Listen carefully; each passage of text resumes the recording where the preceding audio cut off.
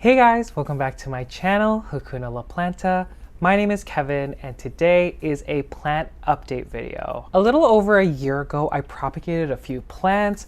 I filmed it, posted the video up on YouTube of the whole process. And so basically this video is an update on those plants. I just love looking back and seeing how they were before and like how much they've grown. I have 4 plants today that are doing so well. And yeah, we're just gonna jump into it. So the first plant is the very first, and I think the only Anthurium I've ever propagated, but it is the Anthurium crystallinum crossed with Magnificum. So with this plant, I kind of went in blind. I didn't watch any Anthurium propagation videos, but I noticed on the main stem there were a lot of adventitious roots. And so in my mind, I was like, okay, I could just like cut them like between the nodes. And I mean, it did work. I did lose one, but I was left with 2 plants. So yeah, I will insert a clip of the initial chop, and then I guess it was the update at the end of that video. And then I'll join you back here and I'll show you what she looks like today.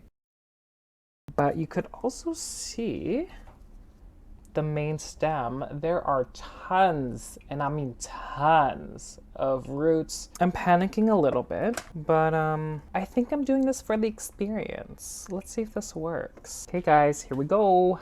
Can y'all see it? 3, 2, 1. Okay, hold on. Okay, 3, 2, 1. I can't do it. I already made a cut, but I have to. Okay, I have to do it. 3, 2, 1.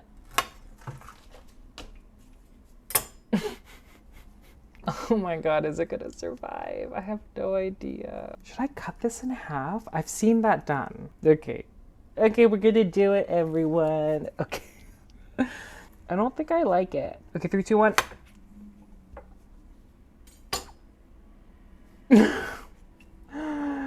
No! Okay, so this is one leaf. I'm pretty sure this leaf is a goner. Oh my god, I cut it way too close. Okay. These are the roots over here. So I feel like I really lucked out because if you saw in the initial chop, I didn't know what I was doing. Okay, and now I'm going to show you guys the 2 that were kept in LECA. So let's start off with this one. So this one's so pretty, guys. Oh my gosh. So this one was from the propagation from this mother leaf here. That's one. The second one here was the stump of the mother plant, and it pushed out this cute little leaf here. Okay, super exciting. She's doing really well. Oh my god, this leaf, guys. I showed you this plant in my houseplant tour, but oh my gosh. Look at this leaf. Oh my god. How? Oh my gosh, she is gigantic. You know, this is what I wanted. These big, gorgeous leaves. Y'all know that I'm very bad with velvet leaf anthuriums, but look at this one. Oh my god. So like I said, there's 2 plants in here. There were mini offshoots. So these 3 leaves over here, that's a mini plant. That was like an offshoot from the main one. This leaf, again, is the newest leaf on one of the 2 plants that I propagated. And then this leaf, although it has a hole, is the newest leaf on the second one. So what I love about Anthurium hybrids, ignore this leaf, by the way. I think I underwatered her at one point. But I find with Anthurium hybrids, and really just any hybrid, they will look strikingly different even though they're the same hybrid. So this Anthurium crystallinum magnificum hybrid will not look the same as like another one. And that's the excitement when you grow these plants when they're really small, because you don't know what the mature leaf is going to look like. And I am so happy, guys. Look at this. Would I propagate this plant again? I don't think so. I think the process was longer than I thought, and I think I really just want a big specimen. You saw that she was in LECA. Shortly after that, I want to experiment with this plant in Pon. And so I put her in Pon and I put some sphagnum moss. She's dry, but I put some sphagnum moss to cover the adventitious roots as it grew. And don't follow what I do, guys, but she is on the dry side. You can't even see the self-watering thing over there. So she's under a couple grow lights, but now that I realize that my Sunblaster LED grow lights are pretty harsh on philodendron and anthurium leaves, I'm really trying to be careful, but I think it's like a gigantic Monstera leaf and like another anthurium leaf, old anthurium leaf that's like draped over it, just so it doesn't get burned. But oh my gosh, guys, she's stunning. Okay, so the first plant is the Anthurium crystallinum crossed with magnificum. Okay, so the second plant is the Monstera siltepecana. I love the pattern in these leaves, but honestly, guys, I find this plant very challenging. I don't know if it's just me, and I don't know if it's because I have this plant only an aroid mix or soil. But anyways, I propagated this plant over a year ago, and I had her originally in LECA. She was pushing out these weird long leaves, and I concluded at that time that it was a pH issue, maybe the temperature of the water and the nutrient solution was too hot, and therefore there was like imbalances in nutrient absorption. So at that point, I decided to chop her into single node cuttings, single leaf cuttings. Initially propagated her in water, and then when she grew long enough roots, I put her into soil. And yeah, this is what she looked like in the end. Not a lot to show, and like the leaves are like these cute little baby leaves. And I did propagate this plant a few more times as it grew. So there's 2 pots that I have, so I'll just grab one of them now. Okay, the first one needs to be watered. I'm trying to water less because I have a tendency to overwater, but this one's too far. So here she is. I mean, she's still strikingly gorgeous. And I posted an Instagram photo about this plant developing a fenestration. And I thought that was so bizarre because it's not climbing up anything. And I don't know, like I have the stem wrapped around the circumference, and so maybe that's why it developed it. I want to say there's like 3 or 4 separate plants in here, and yeah, like the pattern is just to die for. This one specifically, I'm probably gonna propagate and try her again in LECA. I did try this plant in Pon, and I didn't like what I was seeing, like result-wise, so I think I'm gonna stick with this in soil and then try again in LECA. So yeah, this is one. She's doing okay. You can't really see the roots. I guess there's some over there, and then at the bottom you could see a little tiny bit. Okay guys, here she is. So I want to train this one up a plank to see what would happen. It's so pretty, guys. And I only noticed this 2 days ago, and I'm freaking out because I don't know what to do with it. But this one has a fenestration on the newest leaf. So let me show you. Okay, how do I show it? She's like so tall. Ooh, I almost dropped it. Kevin, calm down. Don't do anything stupid. Ooh, I hit myself. This is a big deal. Look at this fenestration. Oh my gosh, are you kidding me? What is happening? And you could see that the plank stops here, and thankfully I have a wall behind it, so I guess that's why it felt like it could push out a fenestration. But yeah, like let me just show you how tall this grew. Like I'm behind my table right now. Look at how tall this is. Like, are you kidding me? So yeah, she's doing amazing. Like, oh my gosh, this is really, really, really incredible. You can see that in the back here, you could see the aerial roots have dug into the cococoir. Is there another spot? Yep, there's 2 roots right over here. If we move a little more, we have there. But yeah, look at all these leaves. She has grown so much, guys. And yeah, the second plant is the Monstera siltepecana. Okay, so moving on to the third plant. The third plant is one of my favorite Syngoniums. It is the Syngonium aurea. Okay, so I really rushed into propagating this plant just because I wanted so many of these plants. I was so obsessed with it. Personally, I love yellow variegation. Oh my gosh, if I get my hands on a Monstera aurea, the world would end. I'm kidding, I don't know what that meant. So I'll pop in a clip here of my propagation nightmare because I did cut way too close to the nodes. And yeah, I guess I'll put a still or like a video of like what she looked like before at the, I want to say 3 to 6 month update. And yeah, I'll just grab her now. Okay, there's a lot going on with this one. So this plant, she's a bit crispy, but this is one of, I think it's the only plant, I think this is the original plant, and I just, once it established itself and matured a little bit, I did take more cuttings.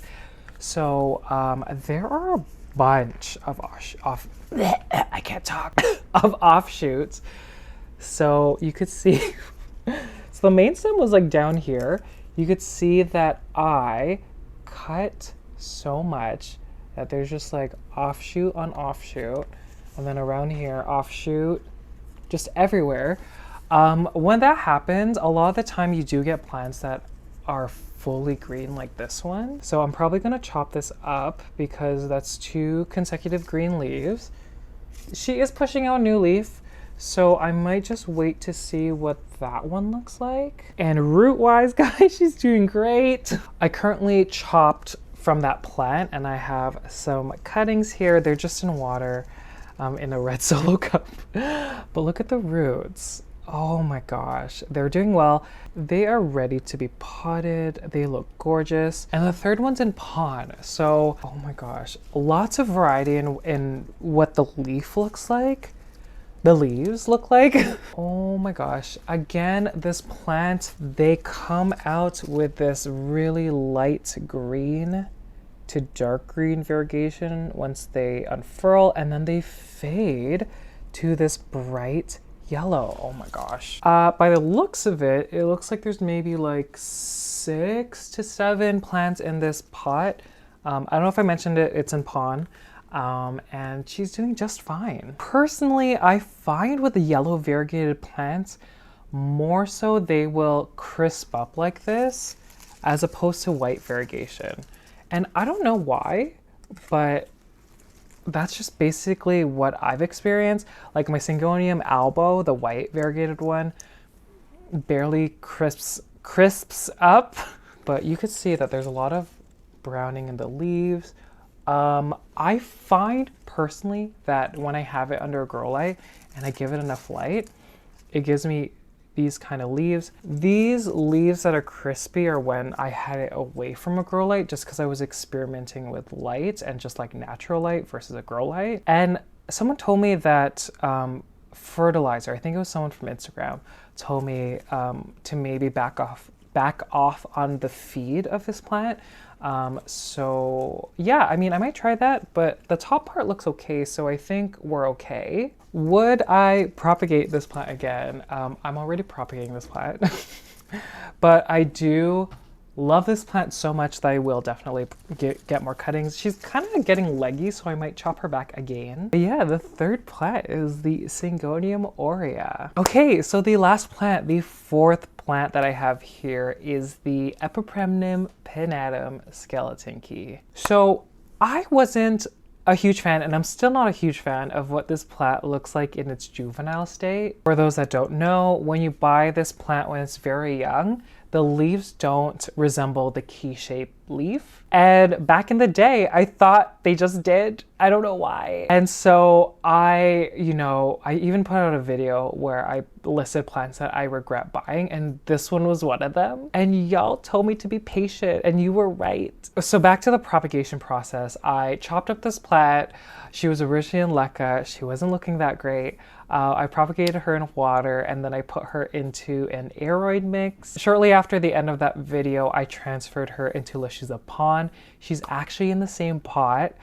And I'm a bit worried that it's not getting enough nutrients or it's getting too much nutrients, I don't know. But she finally has a key shape. So I will pop in the clip from about a year ago and then I'll show you how she's doing today.